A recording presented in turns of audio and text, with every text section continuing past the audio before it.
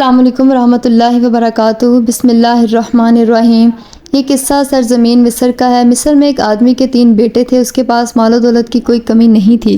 جب وہ بوڑھا ہو گیا تو اسے احساس ہونے لگا کہ اس کا کوئی بیٹا اس کی اچھی طرح دیکھ بھال نہیں کر رہا۔ اس نے سوچا کہ کیوں نہ وہ اپنے مال کو اپنے بچوں میں تقسیم کر دے تاکہ یہ اس سے کمائیں کھائیں اور احسان کے بدلے میں اس کی خدمت کریں۔ اس نے اپنی بیوی سے مشورہ لیا تو اس نے بھی بوڑھے شوہر کے خیال کی تائید کی۔ چنانچہ ایک دن اس نے ایک مختصر سی میٹنگ رکھی اور اپنے 3 بیٹوں کو بلوایا۔ جب 3 بیٹے اس کے پاس حاضر ہو گئے تو اس نے کہا، میرے بیٹو، تم سب جانتے ہو کہ میں نے اپنی جوانی کمانے میں خرچ کر دی۔ میں نے اپنے پیسے سے تم تینوں کی اچھے گھرانوں میں شادی بھی کر دی۔ اب میں بوڑھا ہو چلا ہوں، میری طاقت جواب دے چکی ہے، میں تجارت کے لیے مارکیٹ میں نہیں نکل سکتا۔ میں نے سوچا کہ آخر یہ سب مال جو میرے پاس رکھا ہوا ہے کیوں نہ تمہارے درمیان تقسیم کر دوں تاکہ تم اس سے فائدہ اٹھاؤ اور کماؤ کھاؤ۔ چنانچہ میں نے اپنا سارا مال تم 3 بھائیوں میں تقسیم کرنے کا ارادہ کیا ہے۔ میری اور تمہاری والدہ کی زندگی کا بڑا حصہ گزر چکا، اب تھوڑی سی زندگی باقی ہے۔ تم لوگ تھوڑی بہت ہم پر توجہ دو گے تو ہماری زندگی آرام سے گزر جائے گی۔ بس اب جاؤ، میں نے اپنے پورے مال کو تم 3 میں برابر برابر تقسیم کر دیا ہے۔ آج کے بعد میرا سارا مال تم 3 کا ہے، کماؤ کھاؤ اور اللہ کی راہ میں خرچ کرو۔ بس اتنی گزارش ہے کہ اب ہم دونوں میاں بیوی تمہاری خدمت کے محتاج ہیں۔ تم لوگ ہمیں فراموش مت کرنا، ہمیں یقین ہے کہ اللہ تعالیٰ ہمیں ضائع نہیں کریں گے۔ 3 بیٹوں نے باپ کو یقین دلایا کہ وہ ماں باپ کی خدمت کریں گے۔ پھر 3 بھائی اپنا اپنا حصہ لے کر تجارت اور دیگر کام کاج میں مشغول ہو گئے۔ کچھ ہی دنوں میں وہ اپنی مشغولیت میں ایسا ڈوبے کہ والدین کی خدمت کرنا بھول گئے۔ ہر بیٹا یہی سمجھتا تھا کہ چلو میں اپنے والدین کی خدمت نہیں کر سکتا، یا میرے پاس اتنا وقت نہیں ہے، تو 2 بھائی اور بھی ہیں، وہ دونوں بوڑھے والدین کی خدمت کرتے ہی ہوں گے۔ یوں بوڑھے والدین تنہا ہو کر رہ گئے۔ شاد و نادر ہی ایسا ہوتا تھا کہ ان میں سے کوئی بیٹا اپنے والدین کے پاس مہینے 2 مہینے میں 1-2 بار ملاقات کے لیے آ جاتا۔ ایک دن بوڑھے باپ کا ایک دوست ملاقات کے لیے آیا۔ یہ اس کا پرانا جگری دوست تھا۔ خرید و فروخت کے معاملات میں جب بھی کوئی مشکل مسئلہ درپیش ہوتا، یہ بوڑھا اپنے اسی دوست سے مشورہ لیتا۔ باتوں باتوں میں اس نے اپنے جگری دوست کو بیٹوں کے ناروا سلوک سے آگاہ کیا۔ اس نے یہ بھی بتلایا کہ اب وہ اپنی جائیداد میں سے کسی چیز کا مالک نہیں ہے، بلکہ ساری جائیداد بچوں میں تقسیم ہو چکی ہے اور وہی اس کے مالک ہیں۔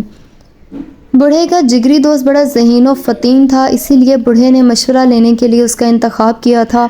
بوڑھے کے دوست نے کہا کہ میں تمہیں تمہاری نافرمان اولاد کی بے حسی اور عدم توجہی سے چھٹکارا دلانے کے لیے کافی ہوں، لیکن میں چاہوں گا کہ ہمارے درمیان جو باتیں ہوئی ہیں تم اپنے بیٹوں کو ان کی ہوا بھی نہ لگنے دینا۔ بوڑھے باپ نے دوست سے وعدہ کیا کہ وہ اپنے بیٹوں کو اس بارے میں کوئی بات نہیں بتائے گا، یہ باتیں صیغہ راز ہی میں رہیں گی۔ اس نے اپنے دوست سے کہا، میں تمہیں اختیار دیتا ہوں کہ ہمارا مسئلہ حل کرنے کے لیے تم جو مناسب طریقہ اختیار کرنا چاہو کر سکتے ہو۔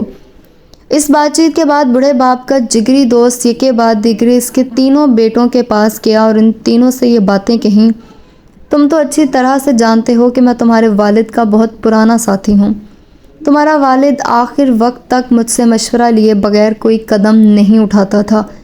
لین دین ہو یا خرید و فروخت یا روزمرہ کا کوئی بھی الجھا ہوا معاملہ، میں ہی اس کا مشیر خاص ہوا کرتا تھا۔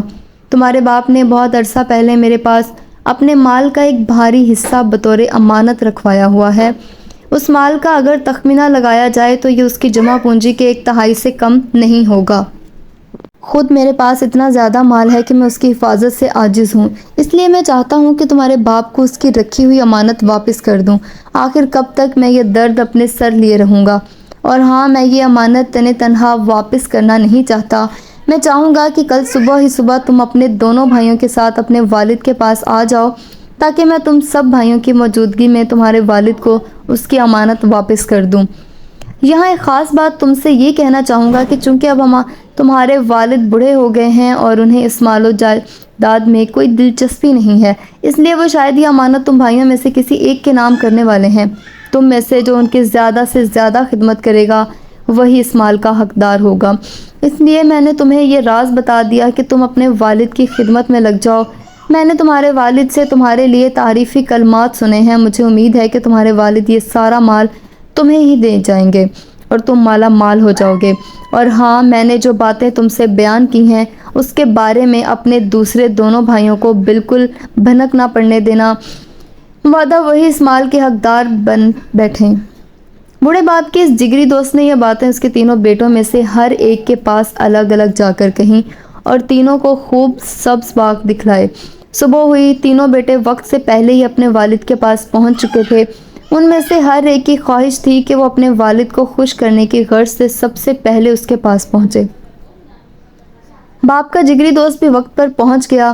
وہ یہ دیکھ کر حیرت میں پڑ گیا کہ وہی بیٹے جو کئی مہینوں تک اپنے بوڑھے باپ کی مزاج پرسی کے لیے نہیں آتے تھے، آج مال کے لالچ میں وقت سے پہلے ہی باپ کے دروازے پر پہنچ گئے ہیں۔ اس کے ساتھ 2 جوان آدمی بھی تھے جنہوں نے ایک بڑا صندوق اٹھا رکھا تھا۔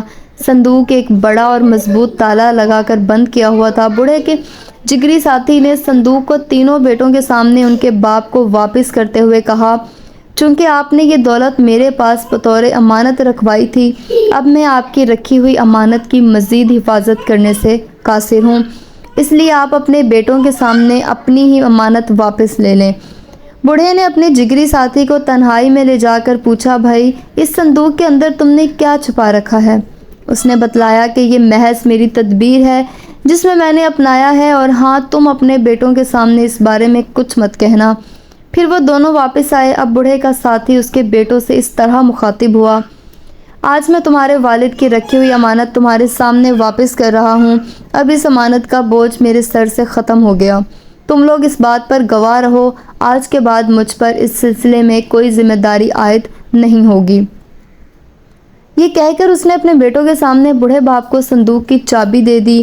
بوڑھے نے اپنے جگری ساتھی سے کہا، دوست واقعی تم نے اپنی دوستی کا حق ادا کر دیا، امانت کو اس کے حقدار تک پہنچا دیا، اللہ تعالیٰ تمہارا بھلا کرے۔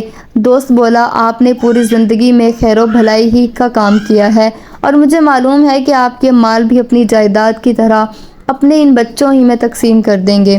آپ ان میں سے جسے چاہیں وصیت کر دیں یا سب کو عنایت کر دیں، یا بعد میں جسے چاہیں اسے اس کا مختار کل بنا ڈالیں۔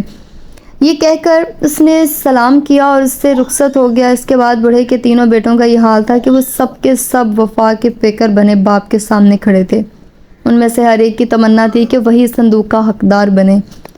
باپ نے بیٹوں سے کہا کہ میں ابھی یہ فیصلہ نہیں کر سکتا کہ یہ صندوق تم میں سے کسے دوں، البتہ کچھ دنوں بعد اسی صندوق کے اندر میں ایک وصیت اپنے اس بیٹے کے نام لکھ کر رکھ دوں گا جس سے دینا چاہوں گا۔ میرے انتقال کے بعد تم لوگ اسے کھولنا اور اندر سے جس کے نام وصیت نامہ نکلے گا یہ مال اسی کا ہوگا۔ بیٹے اپنے باپ کی بات سن کر حیرت زدہ رہ گئے۔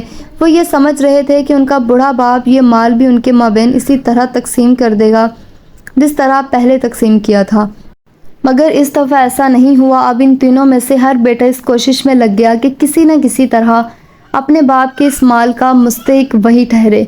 بس اب کیا تھا، تینوں بیٹے اپنے باپ کی خدمت کے لیے یوں مصروف ہو گئے جیسے بھوکا آدمی کھانے پر ٹوٹ پڑتا ہے۔ کوئی باپ کی خدمت کے لیے صبح آنکھ کھلتے ہی پہنچ جاتا، کوئی اپنی بیوی بچوں کے ساتھ باپ کے پاس پہنچ کر اس کے پاؤں دباتا، کوئی رات کے وقت بھی اپنے والد کی خیریت دریافت کرنے آ جاتا۔ بوڑھا باپ اپنے بیٹوں کے دل کی حقیقت اچھی طرح سمجھتا تھا۔ یہ اور بات ہے کہ بستی کے لوگ اس بوڑھے پر رشک کرتے تھے کہ اس کے بیٹے کتنے وفادار اور اطاعت گزار ہیں۔ انہیں کیا معلوم تھا کہ یہ سب کچھ مال کے لالچ میں ہو رہا ہے، ورنہ یہی باپ 2 مہینوں تک اپنے بیٹوں کی شکل دیکھنے کو ترس جاتا تھا۔ صندوق سامنے رکھا ہوا تھا، چابی باپ نے نامعلوم جگہ پر چھپا رکھی تھی۔ بیٹے آتے رہے اور باپ کی خدمت کرتے رہے۔ یہ سلسلہ کوئی 2 سال تک چلتا رہا۔ بسا اوقات بیٹے اپنے دل میں سوچتے کہ ہمارا بوڑھا باپ کب تک زندہ رہے گا، ادھر باپ بچوں کی خدمت سے بڑی خوشی محسوس کر رہا تھا۔ 2 سال گزرنے کے بعد آخر کار وہ وقت آ ہی گیا جس کا بیٹوں کو شدت سے انتظار تھا۔ باپ کا انتقال ہو گیا۔ کفن دفن کی کارروائی مکمل کرنے کے بعد بیٹوں کی یہی تمنا تھی کہ جلد سے جلد صندوق کو کھولا جائے اور دیکھا جائے کہ یہ مال کس کے نصیب میں آیا ہے۔ بیٹوں نے سوچا کہ اگر بستی کے لوگوں کو بلا کر اس صندوق کے بارے میں کوئی بات چیت کی جائے تو جگ ہنسائی ہوگی۔ چنانچہ انہوں نے اپنے والد کے پرانے جگری دوست کو بلوایا اور اس کے سامنے صندوق کھولنے کی تجویز رکھی۔ انہوں نے صندوق کی چابی اپنے والد کے جگری دوست کے حوالے کر دی اور کہا کہ اب آپ ہی کفل کھولیے۔ تینوں کے سانس اٹکے ہوئے تھے۔ ہر بیٹے کو یقین تھا کہ وصیت نامہ اسی کے نام نکلے گا، کیونکہ اس نے اپنے والد کی سب سے زیادہ خدمت کی ہے۔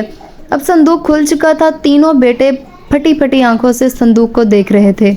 انہیں اپنی آنکھوں پر یقین نہیں آ رہا تھا۔ وہ اپنی آنکھیں زور زور سے مل رہے تھے۔ انہیں اپنے آپ پر شک گزر رہا تھا کہ کہیں ان کی آنکھیں دھوکہ تو نہیں دے رہی، مگر جو حقیقت سامنے تھی اس میں اب تک کی کوئی گنجائش نہیں تھی۔ وہ یہ دیکھ کر ہکا بکا رہ گئے کہ اس صندوق میں درہم و دینار اور سونے چاندی کے بجائے پتھر اور مٹی کے ٹھیلے بھرے پڑے ہیں۔ انہیں سخت حیرت ہو رہی تھی۔ صندوق میں ایک کاغذ رکھا ہوا تھا۔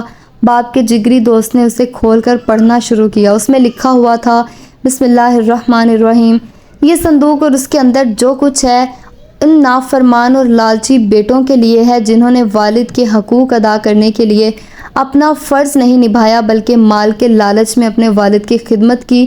تینوں بھائیوں کے سر شرم سے جھک گئے۔ ان کے چہروں پر ذلت اور رسوائی کی دھول اڑ رہی تھی۔